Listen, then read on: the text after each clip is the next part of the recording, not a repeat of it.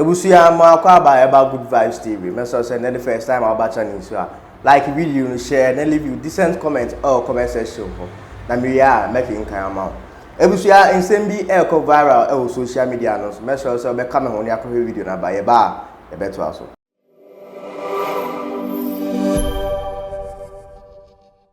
Something else has become very, very clear, which is that many of the people who pretend that they are bodies with God and that God calls them on telephone every morning and so on are also absolute criminals, gangsters, and so on.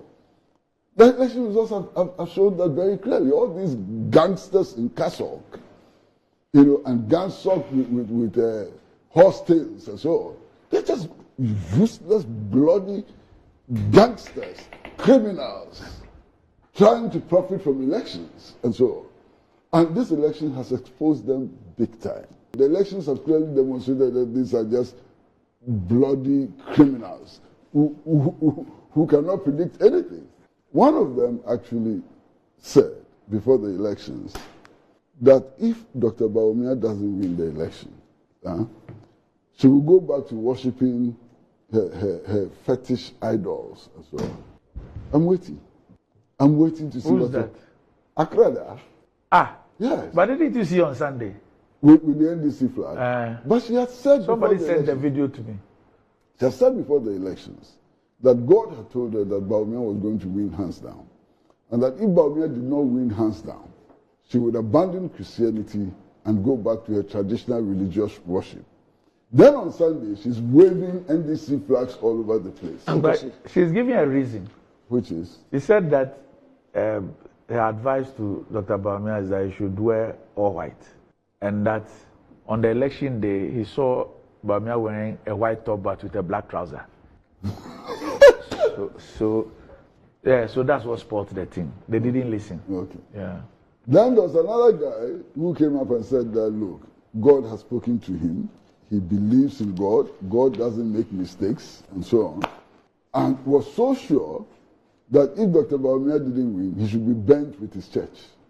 I hope he's bought the petrol and the matches. He says that he was so sure that he spoke to God. And some of these people, it is not because they are lying. I mean, some of them may have what is called high fever. Generally, it could be a medical problem, high fever. They are seeing things that don't exist. They are hearing sounds that don't exist and so on.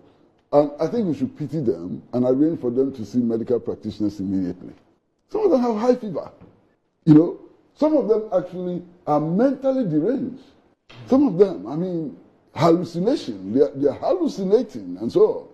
What worries me is that our politicians take them so seriously and spend too much time following them and kneeling before them for them to put dirty water on their heads. It worries me. They are charlatans. True. They use God as a small screen in order to deceive the population. I agree. And to carry out mischief. I agree. To do damage to the national economy. I agree. I mean, they use the name of God to scam everybody. So they are scammers. They're complete scammers. They take advantage of our beliefs. Because they think that we are stupid. Yeah, they take advantage of our beliefs and they use the name of God. I mean, people who can even scam God, use his name and scam him. How much more? They are all scammers, Master. They are all scammers. They don't believe anything. And it's even becoming more worrying after the elections. You have listened to all the leading politicians about how this victory is a victory from God and how, this one is beyond us and so on. Master, this is a country in crisis. A country in very deep political, social, and economic crisis. And if you're going to explain our current condition on the basis of mystery, we're not going anywhere. Well, we can't discount beliefs. Me sitting here. I am not saying that don't believe what you want to believe. Yes. Right now, the inflation rate cannot be explained by mysticism. But we know what we can explain it. We know why. Please. Yeah. The reason why the price of KK has moved from 50 pesos to 5 cedis cannot be explained simply by mysticism and so on. So let our leaders get out of this stupid cage of mysticism. Let us begin to examine the problems based on empirical evidence and sensible analysis of the problem. Because you frighten me. You are frightening me. This God thing is so frightening. Kwesi, how do we get out of Kwesi, this situation? Kwesi, by praying? Kwesi, my belief. Master, you think that we'll get out of this situation by praying? Look around the world.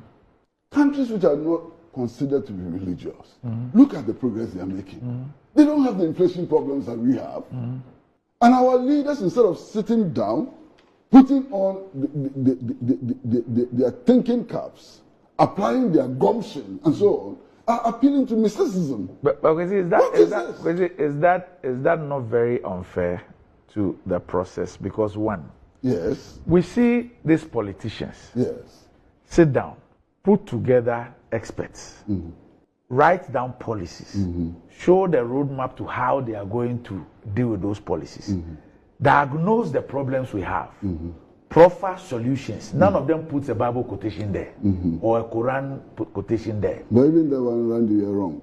I'm not talking about Kofitv. You know, what has he got to do with this? That's where he was going to.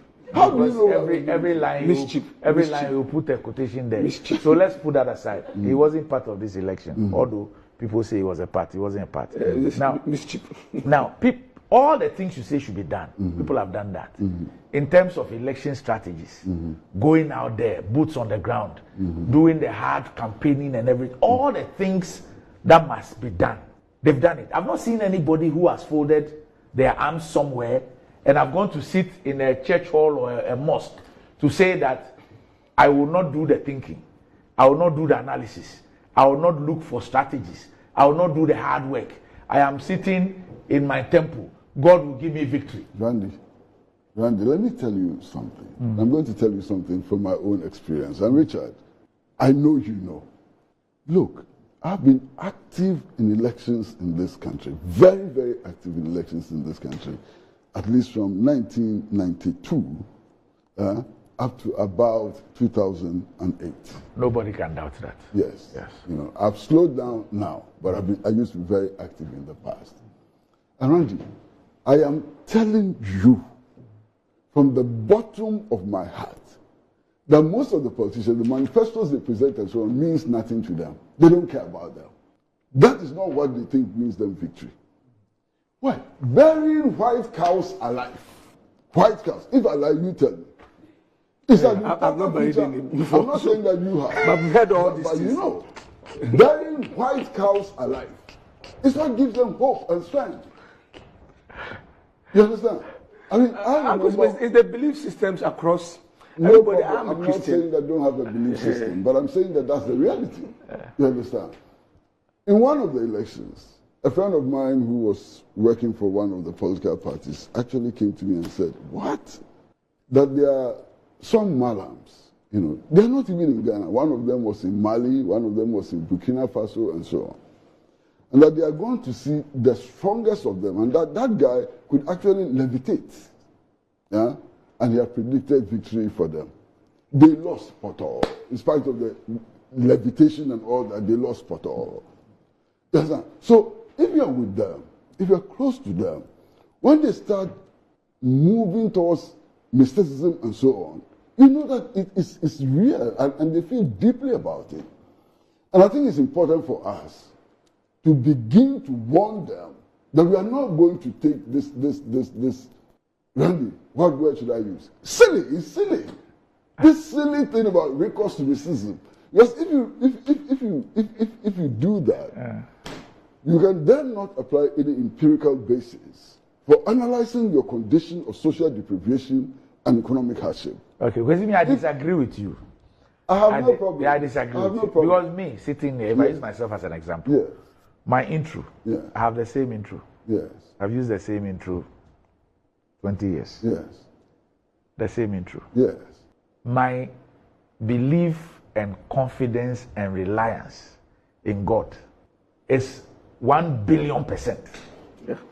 But it doesn't stop me Randy, From thinking. or it shouldn't stop me from Randy, yes. I'm not saying that don't believe in So God. I say when I Who am I say to tell anybody when not I to believe in attribute things to God, when I thank God. I think the question is whether the people are even attributing to God or to human beings.